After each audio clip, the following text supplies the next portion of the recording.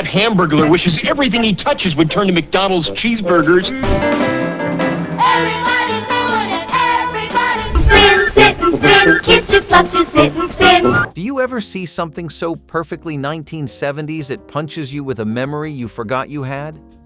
The furniture, the colors, the sounds, everything back then had a feel you could not fake. So why does it all feel so far away now? There is a very specific sound that lives in every 1970s brain, and it is the click-whirl rhythm of a rotary phone. That long drag of the dial as it spun back to center, slow, deliberate, almost meditative. Every number took time. You could not rush it, and honestly, you did not try. It made calling someone feel important, even if you were just asking if they could come over to ride bikes. You put your finger into the little hole, pulled it all the way around, then waited for the click, click, click as it returned. And heaven help you if their number had a lot of nines. That meant commitment. Sometimes you misdialed on the last digit and had to start over, which felt like emotional defeat. But you did it again because this was communication, not convenience. If you were lucky, the phone was avocado green or harvest gold and mounted on the wall with a cord that stretched halfway across the kitchen. You twisted that cord while pacing or sat on the floor just to stay near it. And every call felt just a little bit heavier because it took effort. Today, a tap connects you in a second. But back then, every call had a rhythm, a sound, and a moment that stuck with you long after the line went dead. It was tacky. It was weird. It was everywhere. The Velvet Elvis poster hung proudly in basements, bedrooms, and teenage dens across America like a sacred artifact of cool. Black fuzzy background, glowing blue or red tones, and the king's face looking mysteriously off to the side like he was about to say something deep. You did not question why Elvis was velvet. You just knew it was awesome. Every time the light hit it just right, the poster shimmered like it had its own mood lighting.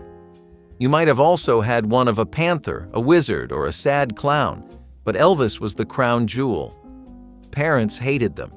Friends were impressed. And if you had a lava lamp nearby, you were officially a vibe. These were not hung with care. They were thumbtacked, slightly crooked, maybe curling at the edges from basement humidity. But it did not matter. The velvet made it fancy. In a world of shag carpet and wood paneling, the Velvet Elvis poster felt like the final, glorious touch. Today, people buy them ironically. Back then, we meant it. That poster mattered. You remember it. That slow click of the film strip projector. The dusty screen pulled down over the chalkboard. The teacher dimming the lights and pulling out the cassette tape. And then it started. Turn the page, on the beep. That beep lived in your bones.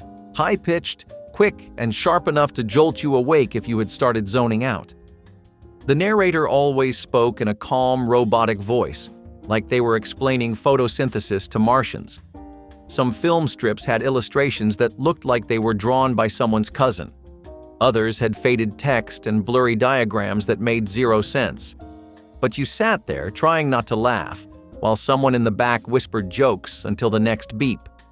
Every kid took turns advancing the film strip, a true honor, but also a nerve-wracking responsibility.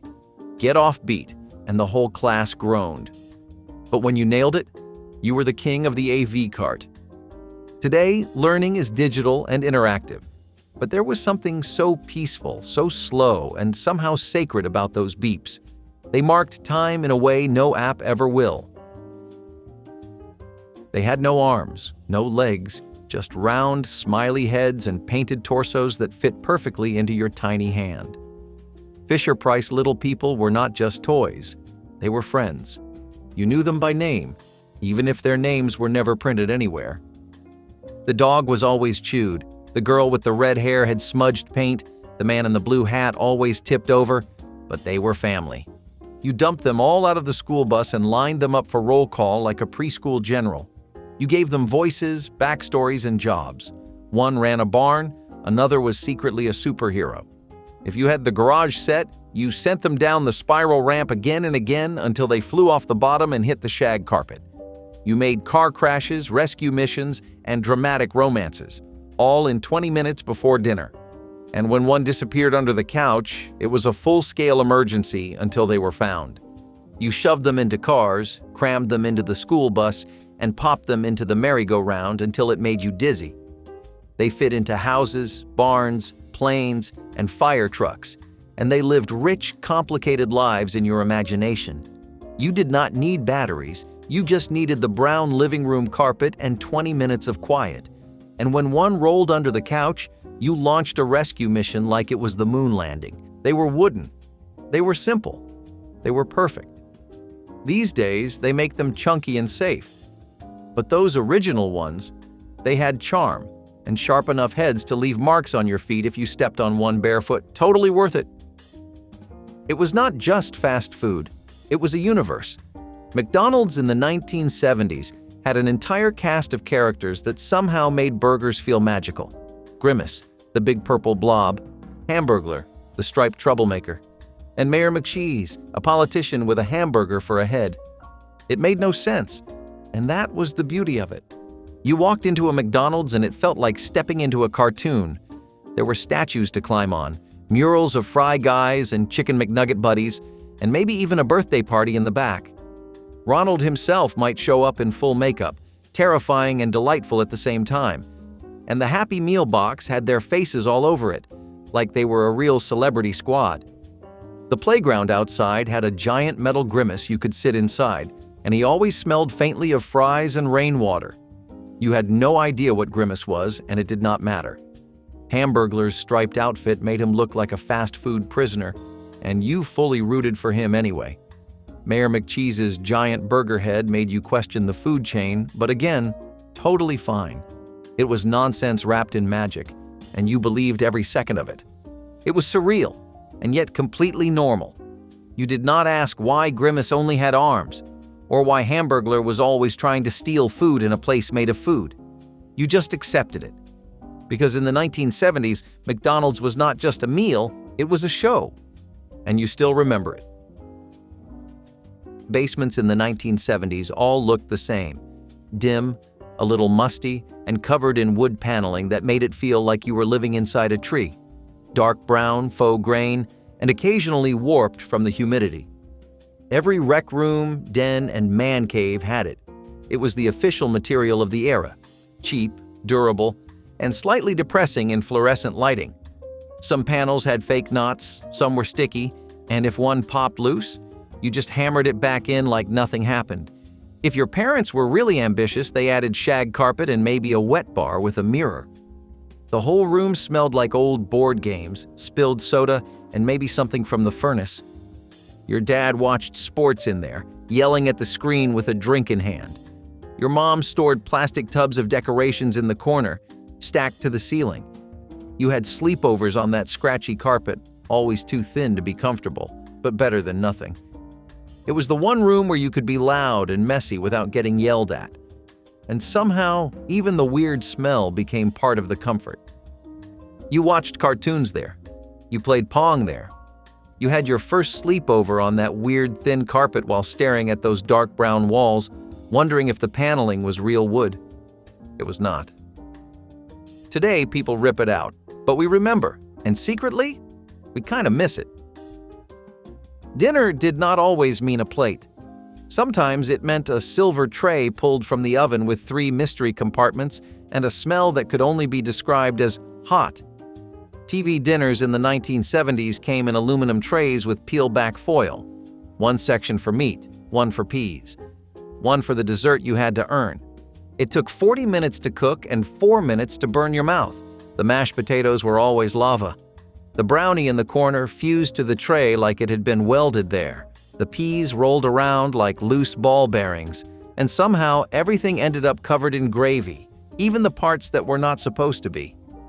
But you ate it all while sitting cross-legged on the floor in front of the television, feeling like a grown-up.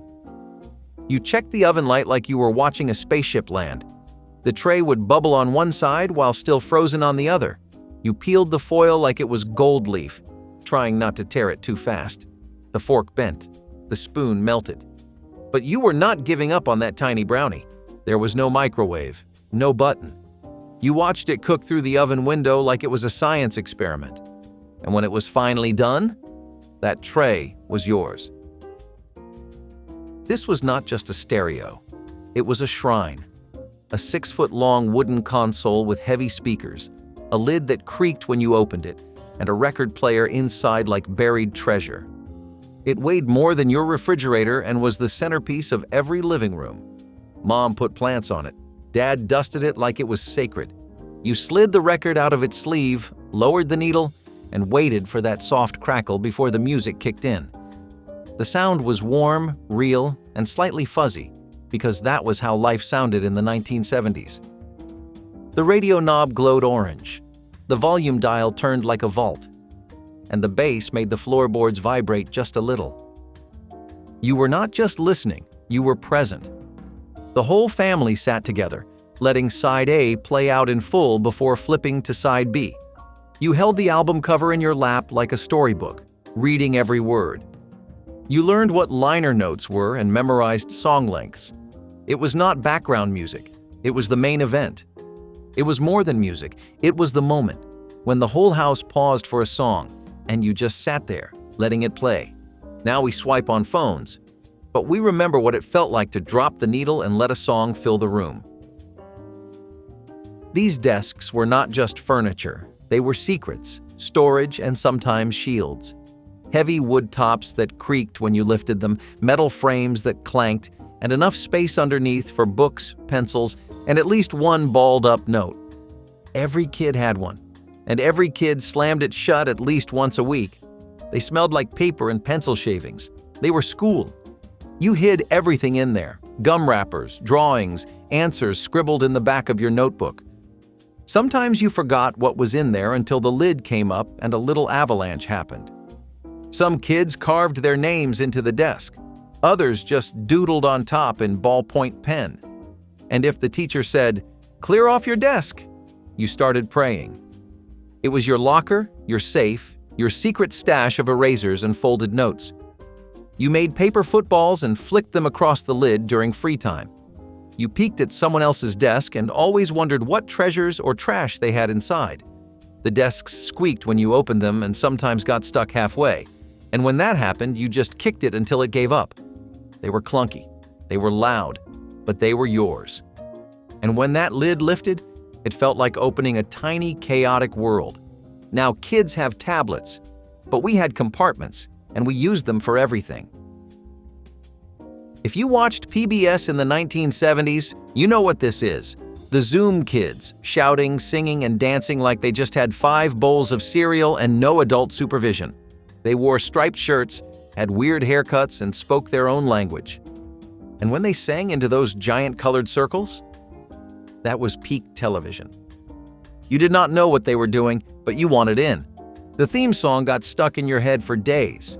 You sang Ooby Dooby to your friends at recess and hoped someone else knew what you meant. The show made chaos look fun. The colored circles looked like candy. And the kids? They looked like they were having the time of their lives, even if nobody knew what the actual show was about. It was educational, kind of. Mostly it was joyful noise and pure energy. Zoom was not just a show. It was a feeling. And every time that theme started, you danced like you were on set. Before there were keyboards and glowing screens, there was typing class, where every letter punched came with sound, weight, and the constant fear of a mistake. Manual typewriters were heavy, loud, and totally unforgiving. You had to slam each key like you meant it. Fingers flew, wrists ached, and if you hit the wrong key, too bad. There was no delete button, only the dreaded white correction tape or starting the whole page over. Each classroom echoed like a newsroom. The sound was relentless, clack, clack, ding, as carriages slammed back at the end of each line. Paper jammed, ink ribbons faded. The margins were tricky, and the keys would stick if you got too excited. But you learned. You got faster. You became a typing machine. You learned the home row by heart, ASDFJKL, and never looked at your hands. You typed sentences like, "The quick brown fox jumps over the lazy dog" on repeat, chasing speed and accuracy. Now everything is digital, instant, quiet. But if you grew up in the 1970s, you remember the click-clack chorus of the classroom and the sense of accomplishment when your page came out clean and correct. That was real work. It felt like magic. Tiny pictures inside a red plastic toy that opened windows to whole new worlds. The Viewmaster was your very first VR headset, only way cooler and powered by sunlight and imagination. You slid in the circular reel, held it up to your face, and clicked. With every flick of the lever, a new 3D scene popped into view. Scooby-Doo, the Grand Canyon, dinosaurs, fairy tale castles. And somehow, it looked real. Each image had depth, color, and that perfect sense of almost there. You turned the reel slowly, savoring every click. You showed it to your friends like it was a national treasure. And when you found a new reel in your Christmas stocking, it was like unboxing a vacation in cardboard. The reels were small but mighty, stored in paper sleeves or plastic boxes. Some got scratched and you learned the pain of a blurry frame, but most of the time, they worked, and they took you places no bus ever would. No batteries, no screen, just that familiar ka-chunk and a burst of wonder. Today's kids scroll with their thumbs. You scrolled with your eyes, and every reel felt like a ticket to another world. The orange powder in the canister was not just a drink, it was space food. Tang became famous because astronauts supposedly drank it, which instantly made it cooler than any juice. You opened the lid, saw the neon dust inside, and knew you were about to sip something scientific. It smelled like vitamins. It looked like a science experiment. And it tasted fine. Sometimes. The truth? Most of us did not love Tang, but we loved the idea of Tang. You felt futuristic like a little NASA recruit at the kitchen table. Mixing it with water made you feel like a chemist. And if you added ice, it felt just a little more luxurious. It was in nearly every pantry. Shelf-stable, big enough to last months, and cheaper than orange juice. Parents liked it because it stretched far. Kids liked it because it was neon and had astronauts on the label. Sometimes you drank it straight from the pitcher. Sometimes you just ate a pinch of the powder because you could not wait. Either way, you felt like a part of something bigger, maybe even a mission to the moon. Even if it was just Saturday morning cartoons and a glass of very orange water. They were part cologne, part conversation piece, and somehow always dusty. Avon bottles in the 1970s came in every shape imaginable. Classic cars, wild animals, cowboy boots, even chess pieces. You did not just use them, you displayed them. On the bathroom counter, on your dad's dresser, sometimes still in the box like they were collector's items. Some smelled strong, others smelled stronger. You twisted off the head of a lion to find aftershave. You popped the trunk of a car to find cologne. It felt weird and fancy, even if the scent could knock you down. And when the bottle was empty, you kept it. Because it was art. Sort of. They made great pretend toys when you were desperate, vrooming the glass car across the linoleum floor, hoping it would not break.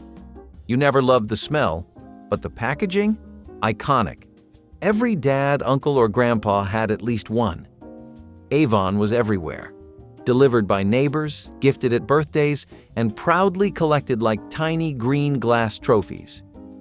You remember the shapes more than the scents. You were 2 inches off the ground, but you felt like a race car driver. Big wheels were plastic thunder, low to the pavement, loud as a lawnmower, and powered by pure leg strength. The front wheel was oversized, the back tires were flat from use, and the whole thing felt fast.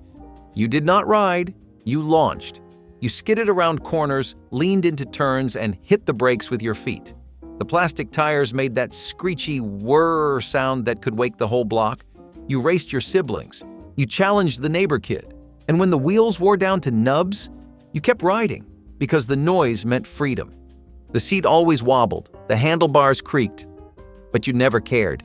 You could fly on that thing, at least until the hill ended. And on hot days, you rode it barefoot, sunburned, and smiling. Nothing felt cooler than doing laps up and down the sidewalk, kicking up pebbles, and feeling the wind on your face. Today's scooters are sleek, Your ride was loud, bulky, and totally unforgettable. This is a test. This is only a test.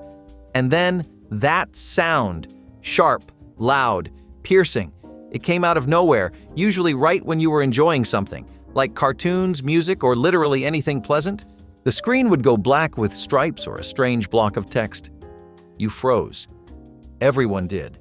Because even though they said it was a test, it felt like something serious. You stared at the screen like it might give you more answers. And that tone? It shook your chest. You just waited, tense, for it to end. The dog barked. The baby cried. The entire room went silent, like that sound pressed pause on the universe. You could not look away, even though there was nothing to see. And even after it stopped, you kept watching, just in case it came back. After 60 seconds, that felt like an hour. The voice would return, calm and robotic, and let you know all was well. No threat, no real emergency, just practice for something you hoped would never come. It made you uneasy, even as a kid, because deep down, you knew there could be a day when it was not a test. And that idea stuck with you. You were not just watching cartoons, you were learning, and you did not even realize it. Schoolhouse Rock came on between your Saturday morning shows, and somehow those little jingles wormed their way into your brain for life. You still hum Conjunction Junction when editing a sentence. I'm just a bill plays in your head every time someone mentions Congress. You know the preamble because of a cartoon. Multiplication tables, set to jazz. It was fun, fast, and surprisingly deep for a show that aired between commercials. The animation style looked like your notebook doodles came to life. Every lesson had a catchy beat and some dancing punctuation. It made grammar fun and government almost cool. You could not explain why you liked it. You just did. And even now, one line can take you straight back to that cereal sticky carpet in front of the television. The animations were jittery, the voices were unique, but the tunes? Instant classics. You sat cross-legged in front of the television, cereal bowl in hand, singing along to things you barely understood. And decades later, they are still there, etched into your memory, word for word. Not bad for a cartoon with a budget of $3 and a trumpet. It was like someone took autumn and exploded it in every kitchen across America. Brown, orange, and avocado green were the power trio of 1970s design. Your fridge? Brown. Your stove? Orange. The countertops, wallpaper, tablecloth, even the Tupperware, all of it followed the same earthy palette, and you just accepted it. The patterns were wild, sunbursts, mushrooms, florals that looked like lava lamps melted onto contact paper. You might have even had matching salt and pepper shakers in the same groovy tones. It felt cozy, even if it looked like a pumpkin patch got trapped in your kitchen. And somehow, it worked. Back then, it felt modern, like the future had a tan. The oven mitts matched the curtains. The floor was linoleum in a dizzying yellow pattern. The fridge hummed like a deep-voiced robot, and the toaster looked like a spaceship. It was bold, it was loud, and it made every sandwich taste vaguely retro. You did not question it, you just made your lunch and got on with your day. Even the dish towels had patterns. Nothing matched, but it all went together. Today, people pay a fortune for minimalist white kitchens. But if you grew up in the 1970s, you remember a time when orange countertops and brown curtains were the height of domestic style. And weirdly, you kind of miss it. It started faint, barely a whisper on the breeze. But once you heard that tinny looping music, you ran. The ice cream man was coming, and nothing made your heart race faster than the jingle of that slightly off-tune melody rolling down your block. You screamed for change, begged your parents, and grabbed your shoes, if you had time. Pennies, nickels, whatever you could find, you threw it in your pocket and sprinted out the door like your life depended on it. The truck pulled up with cartoon characters painted on the side and a freezer full of dreams. Bomb pops, drumsticks, push-ups, even those weird pink ones with the gumball eyes that always looked a little haunted. You tripped on the sidewalk, but you did not stop. You waved your money like a flag, praying the driver would wait. The second you got your treat, the world froze around it. Just you and that sweet, sticky prize, melting down your fingers, turning your tongue neon blue. It was the taste of summer, and it never lasted long enough. Sometimes you were too late. Sometimes you waved from afar, watching other kids get their treats. But when you made it, pure joy. That first bite, sticky and sweet in the summer sun, was the definition of happiness. The music faded as the truck drove off, but the moment stayed with you. You can still hear it, can't you? Rewards had smells. Scratch and sniff stickers were the ultimate currency in school, better than gold stars, cooler than stamps. You earned one and immediately dragged your fingernail across the surface, pressing your nose against it with hope and excitement. Some smelled amazing: grape, root beer, bubble gum. Others? Not so much. There was a pizza one that smelled like regret, and a dirt one that was way too accurate. But you kept them anyway. You traded with friends. You showed off your collection like it was fine art. And every time you opened your sticker album, it hit you like a scented time capsule. You knew which pages to avoid: the fish sticker, the skunk, the foot. They were badges of bravery. And if you got the cherry one that still smelled after weeks, that was status. Kids leaned over your desk just to sniff it. It was weird and wonderful all at once. Teachers had them in special drawers. Only the good kids got the really nice ones. They did not last forever. But the memory of flipping through pages of scented rewards, comparing with your desk neighbor and hunting for your favorite scent, that sticks, literally. There was a time when stopping at the gas station meant more than just topping off the tank. It meant free stuff. Seriously. Fill up your car and get a set of glasses, or a tiny plastic dinosaur, or a crisp accordion folded map that would somehow never fold the same way again. For kids, the gas station was basically a surprise store with a hose attached to it. The adults got drinking glasses with cartoon characters or sports logos. The kids? Maps to unfold in the back seat and navigate until you got yelled at for giving the wrong turn. Some stations gave out stamps you collected in a book. Fill a whole page and get a prize. Other times it was toys in little boxes or commemorative coins that you instantly lost under the seat. And those maps? Oh, those maps. They crinkled like potato chip bags and smelled like gas station paper. You never planned on the giveaway. It just happened. One minute your dad was filling the tank, the next you were holding a branded drinking glass like you won something. Gas station giveaways were simple, fun, and weirdly thrilling. Today, you pump your gas, swipe your card, and leave. Back then, you might leave with a tiny toy car or a glass your mom still has in the back of the cupboard. Free stuff meant something, even if it came with unleaded fumes.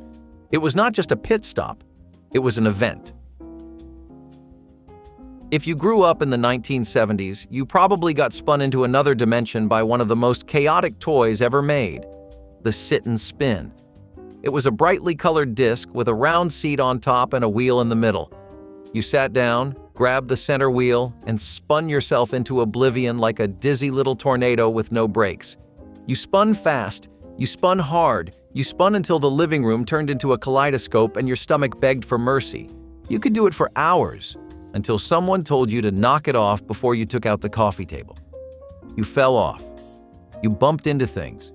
You launched yourself sideways into furniture. And then you got back on. Because that was the fun of it. It was wild, unpredictable, and completely self-powered. Every kid had one. Every parent hated it. It scratched floors. It caused nausea. It was glorious. Sometimes you raced friends to see who could spin the fastest. Other times, you just sat there until your head wobbled and you had to lie down on the carpet and reevaluate life. You never outgrew it. You just outlasted it. They still make them today, but they are safer, slower, and way less exciting. The original sit and spin? That was the carnival ride you did not need quarters for. And somehow, you survived. The picture on your television in the 1970s was not controlled by Wi-Fi or satellites. It was controlled by aluminum sticks that looked like a bug's legs and required constant human intervention. Boomerang antennas sat on top of the television like angry sculptures. And to make the screen work, you had to wrestle with them. You twisted, you bent, you squinted at the screen while someone yelled, "Okay, hold it! Go back! No, too far!" You became a statue, arm in midair, fingers gently touching the left rod while balancing on one foot, because that was the only position where the picture came in clear. If you moved, even a little, the static came back. Someone always blamed you, even if the weather was the real issue. You considered duct tape. You considered religion. You just wanted to watch your show. If your house was fancy, you had a dial on the TV that rotated a rooftop antenna like a submarine periscope. But for most of us, it was all about getting those metal arms just right. The signal was fragile. The reception was moody. But when it worked, glorious. Every show felt earned. Every clear image felt like a small miracle you personally made happen. Today, we scroll. Back then, we adjusted. Beanbag chairs were the most comfortable seat in the house until they started falling apart. At first, they were perfect. You flopped into them like royalty. They molded to your body, swallowed you whole, and made watching cartoons feel like floating in space. But then the seams started to stretch, and the little white beads inside began their escape. At first, it was a slow leak.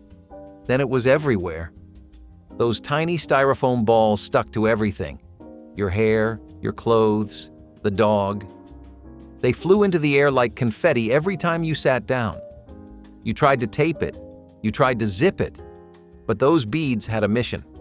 And their mission was to be everywhere except inside the chair. Parents hated them. Vacuum cleaners hated them. You loved them. They were soft.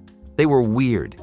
They made a fart noise when you shifted your weight, and that never got old. You rolled off them, jumped into them, stacked them. And when they finally gave up, you mourned. Today's beanbags are ergonomic and durable, but they do not have the chaotic soul of the old ones. The ones that made you laugh, stick to the carpet, and spend half the afternoon trying to scoop up a million static-charged dots. It was worth it, every time.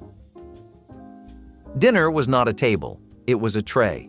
Foil-covered, oven-baked, and filled with exactly 3 compartments: mystery meat, mushy side dish, and the famous molten brownie. It took 45 minutes to cook and 4 seconds to scald your mouth. But the real star? That tiny plastic dessert spoon. You could never get more than half a bite at a time. It was shallow, flimsy, and only slightly better than using your thumb. But it made dessert feel like a ritual. You savored every little scoop of overcooked brownie or artificial apple crisp. You tried to bend the spoon for better leverage, and it snapped in half. So you used the fork instead, or just powered through, because that dessert was the highlight of the entire tray. The foil always peeled off unevenly, the mashed potatoes stuck to the corner, the peas migrated into the meat. But you did not complain. You sat on the floor, tray in lap, television glowing. And when it was dessert time, you dug in with that tiny spoon like it was made of silver. It might have been small, but the memory? Giant. There were no signs, no trails, and definitely no cell reception. Not that it mattered. The hidden fishing hole Dad always took you to might as well have been a secret passed down through generations. You had to park on a dirt shoulder, hop a barbed wire fence, and walk through brush that snagged at your socks like it wanted you to turn back. But then, there it was. A quiet patch of water framed by trees and pure silence. No people, just frogs, the buzz of dragonflies, and the occasional splash of something just out of sight. Dad would hand you a rod, already rigged, and say, "Let's see if they're biting today," like it was a ritual. He always had a story about the one that got away, usually involving a fish the size of your leg and a broken line. You never saw it, but you believed him. And on the days you did catch something, even if it was just a bluegill the size of a cookie, he would hoot and holler like you had just pulled up Moby Dick. You would sit there side by side, quiet except for the occasional snack or Dad humming an old tune. But if you want to hear about the reward after a good fishing trip, let me take you to the drive-through dairy farm. Glass bottles, cold milk, and maybe even ice cream. There were no signs, no trails, and definitely no cell reception. Not that it mattered. The hidden fishing hole Dad always took you to might as well have been a secret passed down through generations. You had to park on a dirt shoulder, hop a barbed wire fence, and walk through brush that snagged at your socks like it wanted you to turn back. But then, there it was. A quiet patch of water framed by trees and pure silence. No people, just frogs, the buzz of dragonflies, and the occasional splash of something just out of sight.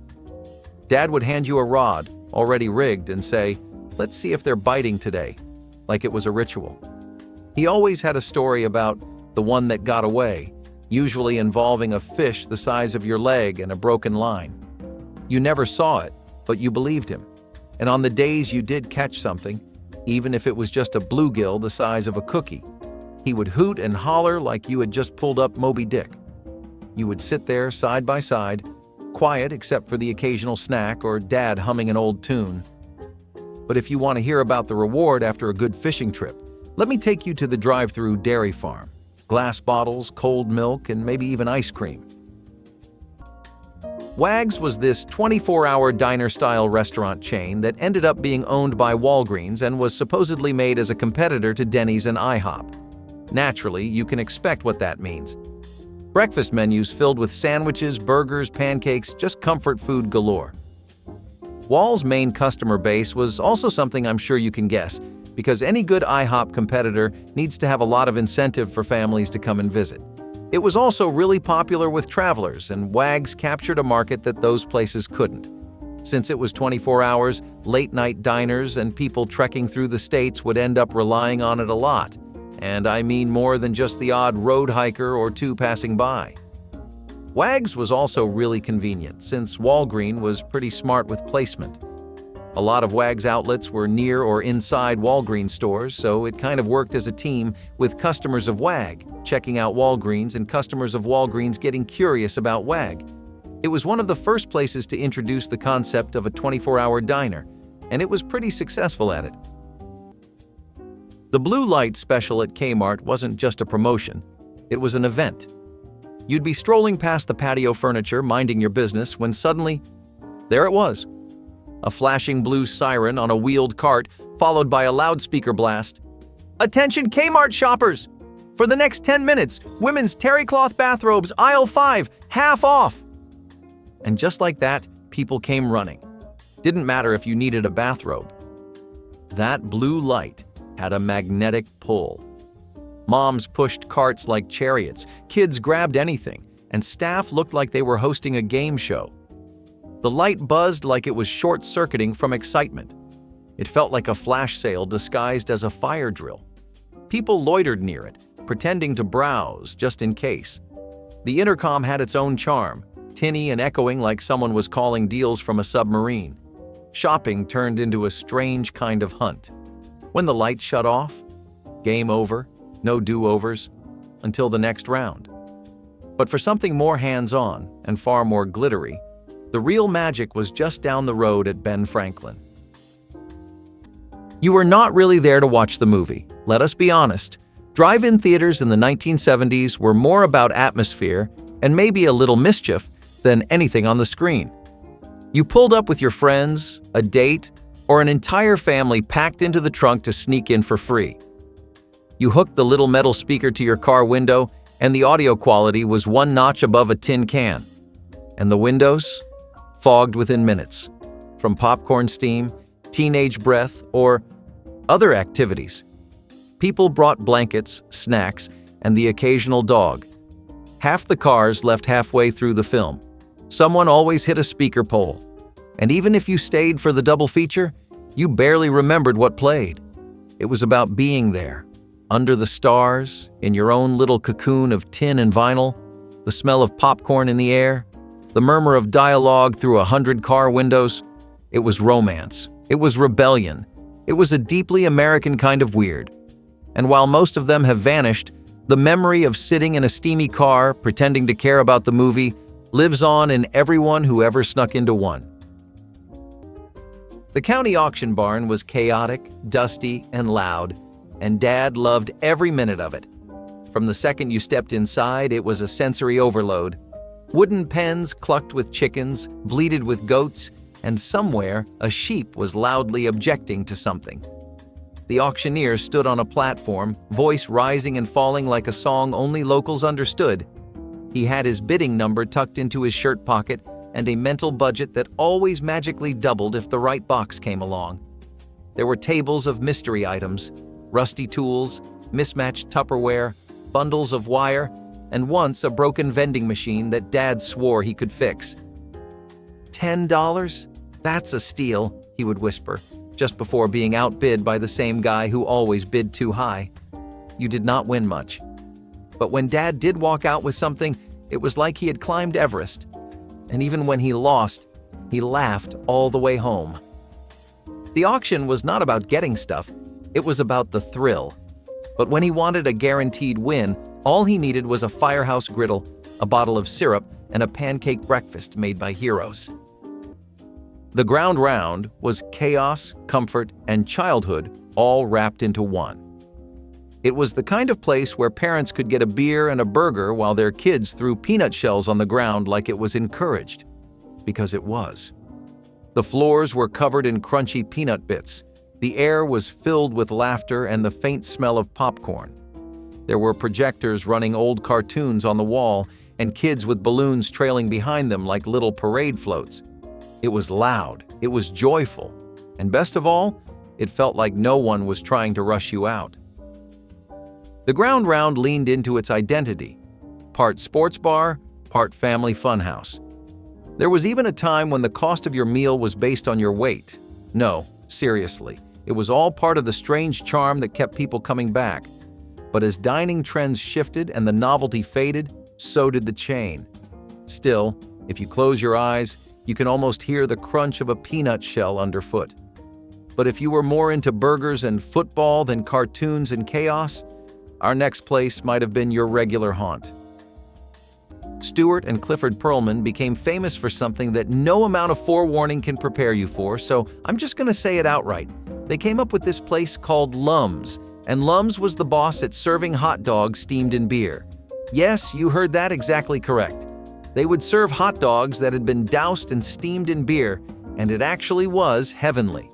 Lums was supposed to be a hot dog stand that was family-focused, but it eventually expanded its own menu to include other things too, such as fried seafood dishes like fried prawns and shrimp and burgers.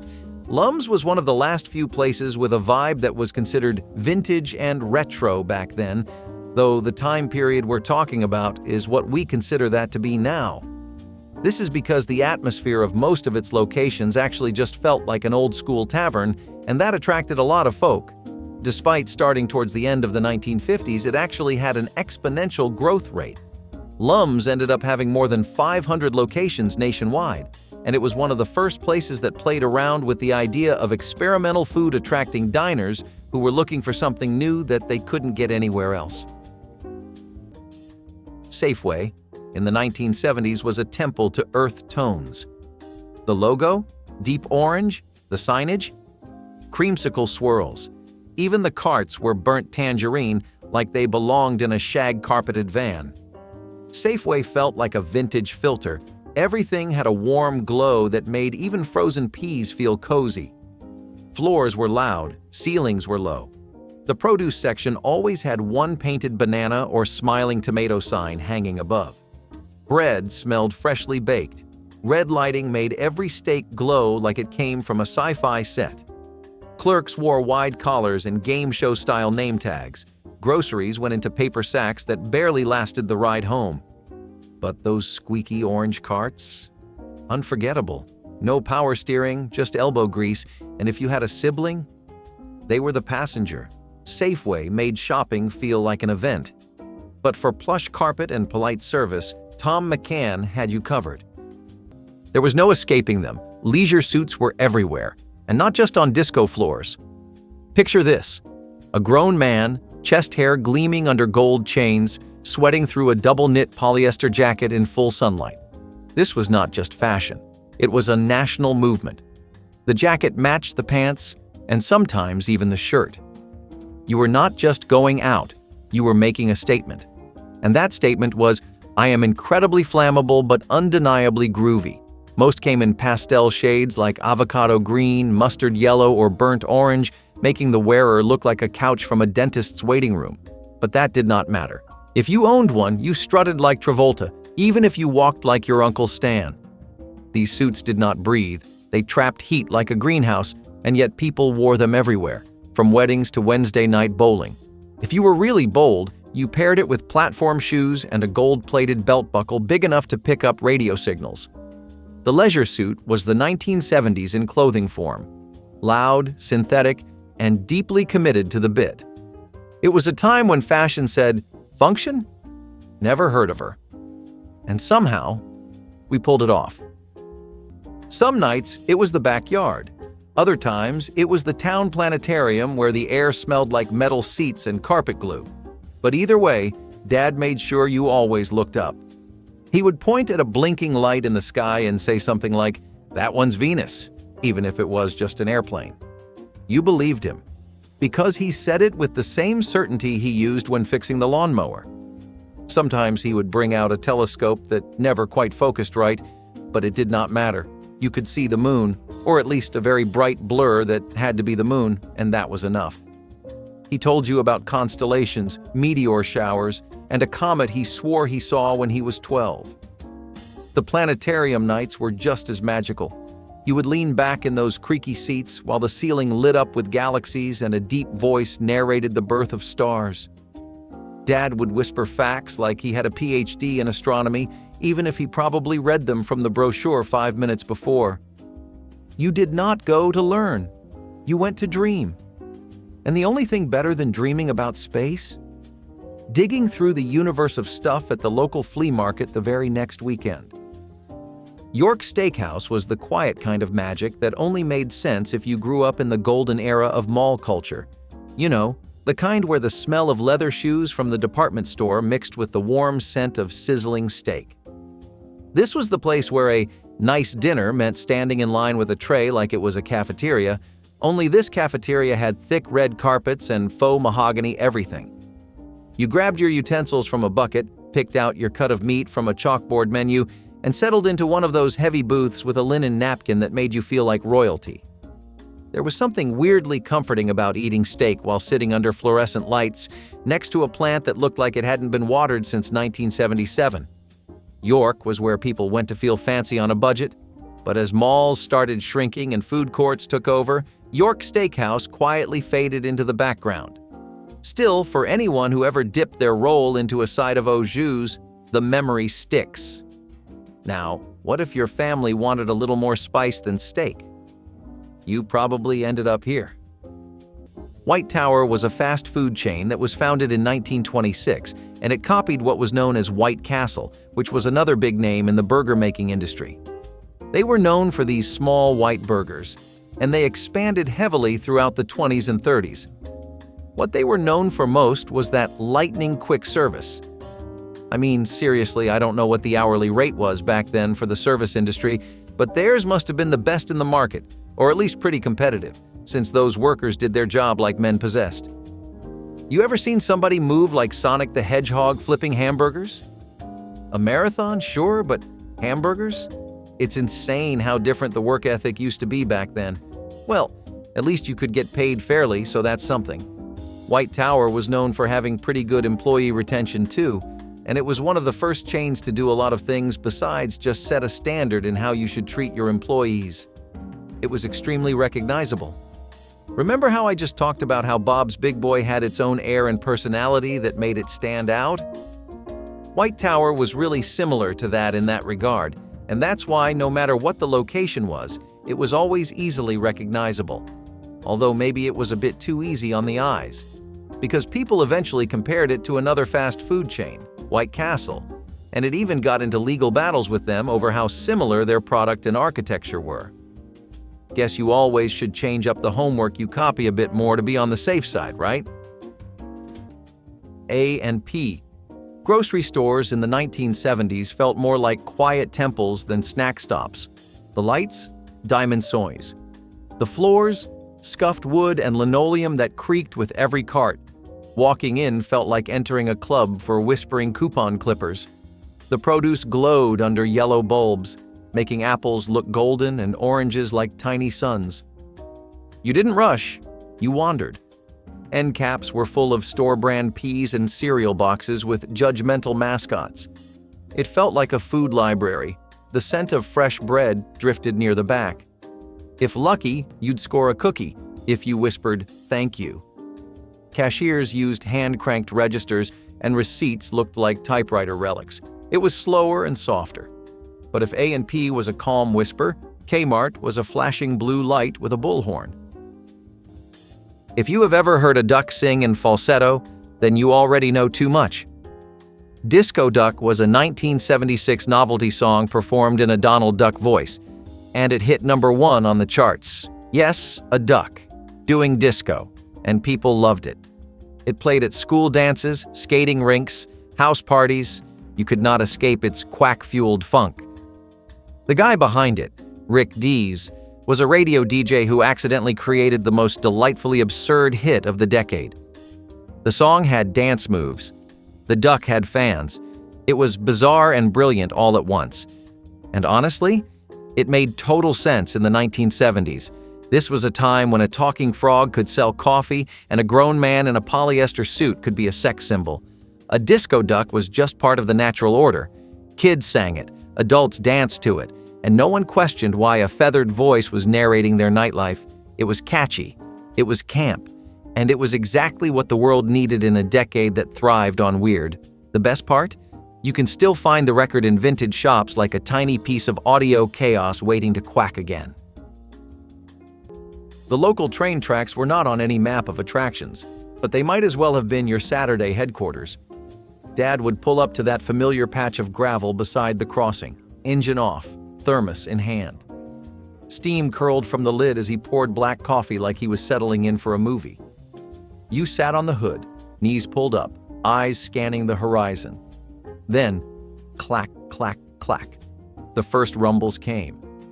A distant whistle echoed across the fields, and the train rolled in, all muscle and thunder. Dad would nod like he timed it himself, and the counting began. 1, 2, 3. Boxcar after boxcar, faded logos, rust streaks, some tagged with graffiti from cities you had never seen. Sometimes you brought a notebook, sometimes just your eyes, but you always left with the same question. Where were they all going? Dad would lean back against the car, sip his coffee, and tell you a story that may or may not have been true. It did not matter. What mattered was the rhythm, the waiting, the wonder. And if you were lucky, the next stop was just as legendary. A miniature golf course where no obstacle was regulation, and every putt told a story. ChiChis Mexican restaurant had flair, flavor, and just enough kitsch to keep things fun. Walking into a ChiChis felt like stepping onto a movie set version of Mexico, complete with bright red tiles, sombreros nailed to the wall, and waiters who carried sizzling skillets like Olympic torches. The fajitas were the main event, steaming, crackling, and guaranteed to turn every head in the room as they passed by. Kids were wide-eyed, adults were impressed, and no matter how full you were, you always had room for that one thing, the legendary fried ice cream. Coated in a crispy cinnamon shell and served in a puff of whipped cream, it was the victory lap to every meal. ChiChis was the place for birthday dinners, first dates, and family outings that felt like adventures. But food safety scandals and a changing dining scene meant it all unraveled. One by one, the doors shut, the sombreros came down, and a little bit of spice left the suburbs. But not all chains faded because of scandals. Some were just too different for their own good. While Burger Chef was changing the script as far as flipping hamburgers went, Howard Johnson's was making waves even earlier in the 1920s and revolutionizing how ice cream stands worked in America. It was a humble stand that started in Massachusetts, and it ended up growing into a synonym for roadside dining eventually throughout America. It became known for its family-friendly menus, which expanded far past just ice cream. When I tell you there was a Howard Johnson everywhere, please believe me, because I mean absolutely nowhere was safe from Johnson. I'm talking about interstates, every other main road, near subways, but there was one location where they were most popular, and that was highways. Their joints also had this infectiously charming appeal to them with those bright orange roofs that were so recognizable. They were one of the first places to set a standard for fast food that the rest of America would follow, and they still stuck true to their roots by serving some pretty good ice cream.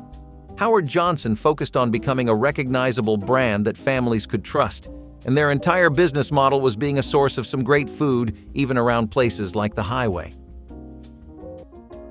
At Osco Drug in the 1970s, the wall of film drop-off envelopes was like a time capsule in progress. You'd come in to grab toothpaste or cough syrup and be greeted by rows and rows of tiny paper envelopes, each one holding someone's memories, waiting to be developed into something magical or embarrassing. They lined the wall like library cards for your personal life. You'd fill out your info, seal the envelope with the film roll inside, and drop it in a metal chute that felt oddly official. The suspense? Intense. A week later, you'd return to flip through a tray of white photo sleeves, praying your vacation shots turned out and that nobody blinked during your cousin's wedding. Every visit to Osco meant passing that wall. Each envelope a snapshot of someone's story, someone else's flashbulb moment. Sometimes you'd linger just to read the first names. Linda, Gary, Juanita. It felt nosy and comforting at the same time. And while the pharmacy section smelled like rubbing alcohol and bubblegum vitamins, that film wall smelled like mystery and anticipation. But Osco was a quiet sort of store. If you were craving something louder, flashier, and packed with racks of clothes being frantically sorted through under buzzing fluorescent lights, then your next stop had to be the Friday night phenomenon that was Mervyn's. Back in the 1970s, you were not really expressing yourself unless you were doing it through a weird t-shirt. The weirder, the better. I am with stupid and a big arrow? Iconic. Disco sucks in big block letters? Rebellious. Have a nice day with a terrifying smiley face? Totally normal. These shirts were not just clothes, they were statements. Statements that often made no sense but made people laugh anyway. Some featured cartoon frogs drinking beer. Others had random phrases like instant human, just add coffee. Nobody questioned it. In fact, the less it made sense, the more people wanted one. Tie-dye? Check. Iron-on graphics? Even better. You could walk into a mall and walk out looking like a walking billboard for nonsense. Parents wore them. Teenagers wore them. Even toddlers wore shirts that said things like, "Here comes trouble," as if chaos was hereditary. These shirts let you skip small talk. You just showed up and let your chest do the talking. Whether you were sarcastic, grumpy, overly cheerful, or just deeply confused, there was a shirt that said it for you. And if you were really committed, you matched it with short shorts and tube socks. That was your whole personality right there. The community swap meet in the church parking lot was a patchwork quilt of folding tables, lawn chairs, and a whole lot of neighborhood hustle. It was always held early, way too early, and Dad would pull up with a thermos of coffee and a plan. This was not a place for big spenders. This was a battlefield of bartering. He would go straight to the tables stacked with transistor radios, old tools, and that mysterious plastic bin full of tangled cords that might be useful someday. You were eyeing the table with the mismatched action figures and board games missing all the pieces. There was always one guy who sold nothing but velvet Elvis paintings. No one ever saw him set up or pack up. He was just there. The swap meet had its regulars. The Tupperware lady with 1,000 lids and no matching containers. The comic guy who only sold back issues from 1974. And the woman with jars of jelly that looked more suspicious than sweet. But Dad? He moved through it all like a seasoned pro, chatting with everyone like they were old buddies, walking away with something bizarre like a mini fan or a set of ceramic pigs, and when he said, "Let's stop by the junkyard real quick," you knew things were about to get even stranger. Clancys Hamburgers was not flashy, but that was exactly the point. This Midwestern chain was a tribute to the good old days. Think 1950s diner vibes with a 1980s sensibility. Red vinyl booths, checkered floors, and jukeboxes that never worked quite right. The menu was simple. Hamburgers, fries, shakes, and maybe a tenderloin sandwich if you were feeling wild. But the flavor? Solid, dependable. The kind of burger that made you feel like everything was going to be just fine. even if you still had homework due. Clancys peaked during the Reagan era, when families were looking for a bit of nostalgia with their ketchup. The chain kept it local, tight, and grounded, mostly popping up in Indiana and surrounding states. While national giants expanded aggressively, Clancys stayed close to home. That was part of its charm, and maybe part of its downfall. Eventually, as tastes shifted and bigger players took over the burger scene, Clancys began to disappear. But it never truly left the hearts of the folks who grew up on its milkshakes and diner tunes. If Clancys was the taste of Americana, our next stop had a flavor all its own. Crunchy, spicy, and bright red as a fire truck, all straight out of the streets of Los Angeles. If just one of these brought back that weird, warm feeling you forgot you missed, drop your favorite 1970s memory in the comments, give this video a like, and subscribe so we can keep rewinding the past together, one click, one smell, and one rotary dial at a time.